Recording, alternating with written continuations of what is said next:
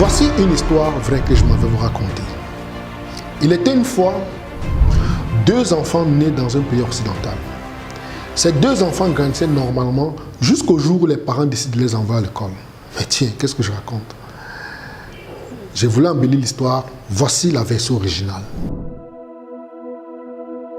Il était une fois deux enfants nés dans un pays africain. Là, c'est plus réaliste. L'un avait la peau rose, ce qu'on appelle généralement blanc.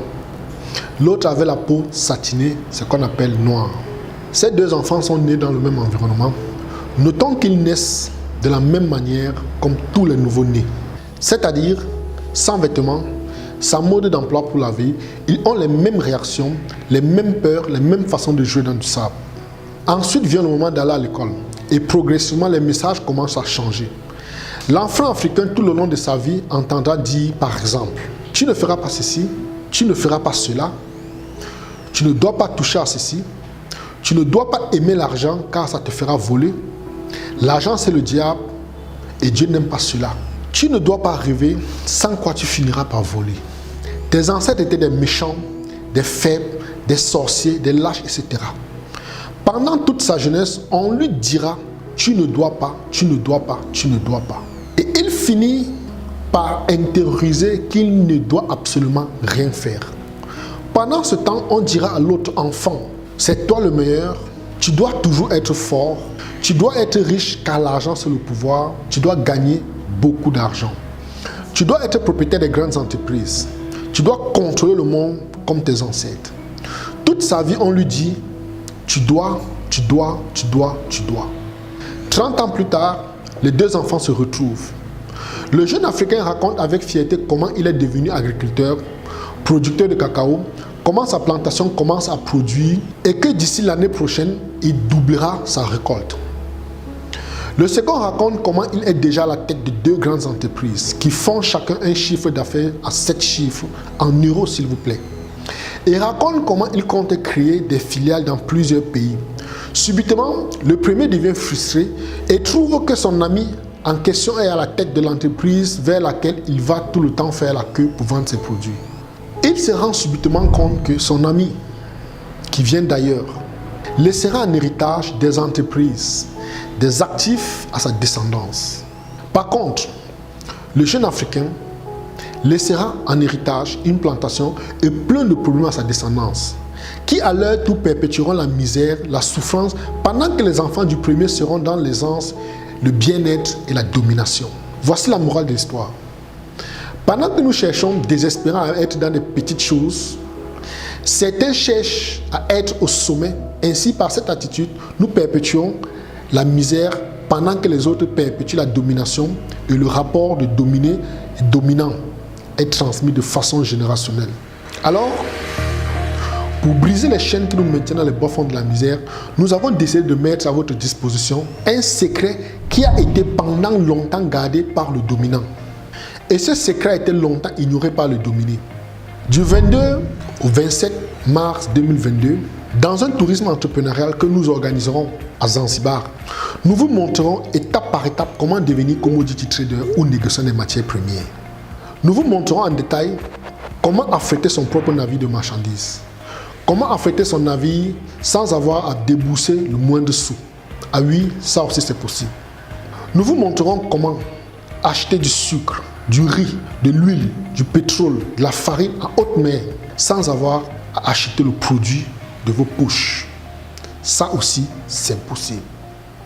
Nous vous montrerons ensuite comment utiliser les instruments financiers mis à votre disposition pour financer des projets de grande envergure. Lors de la rencontre, nous vous prendrons en charge du 22 au 27 mars 2022. C'est-à-dire, votre hébergement sera à notre charge. Compte tenu du niveau élevé du séminaire, vous serez hébergé dans un hôtel étoilé de renommée mondiale. Ceci pour plusieurs raisons. Des études sérieuses ont démontré que les rencontres d'affaires pertinentes se font généralement dans des avions, dans des hôtels et dans des séminaires internationaux. Nous notons également que lors de ce tourisme entrepreneurial, les acteurs ou les participants viendront de France, du Cameroun, de Belgique, de Côte d'Ivoire, du Bénin, du Burkina Faso, du Canada, du Rwanda, du Mali, du Niger, des États-Unis et bien d'autres pays. Nous prendrons également en charge les frais pédagogiques. Nous remettrons à chaque participant un ordinateur. Nous prendrons le matériel didactique, le matériel de formation, la documentation numérique, le support de cours, le transport. Dès votre arrivée à l'aéroport, nous vous prendrons en charge et au retour, nous vous déposerons à l'aéroport. Le petit déjeuner également est compris, la pause café est comprise, le dîner également. Toute la restauration sera à nos frais. Ensuite, nous procéderons à la visite touristique de Zanzibar. Nous irons entre autres sur l'île de Prison Island, une île qui a été construite par le sultan d'Oman, où il enfermait nos ancêtres pendant la période de l'esclavage. Et pour les courageux pourront nager avec des dauphins. Nous ferons une sortie en mer en yacht également. Nous visiterons le marché de nuit de Zanzibar. Nous irons également à Stone Town, une ville construite totalement en pierre. Nous visiterons des endroits magnifiques de Zanzibar. Pour ceux qui le veulent, nous irons au sommet du mont Kilimandjaro et nous pourrons visiter le peuple Maasai.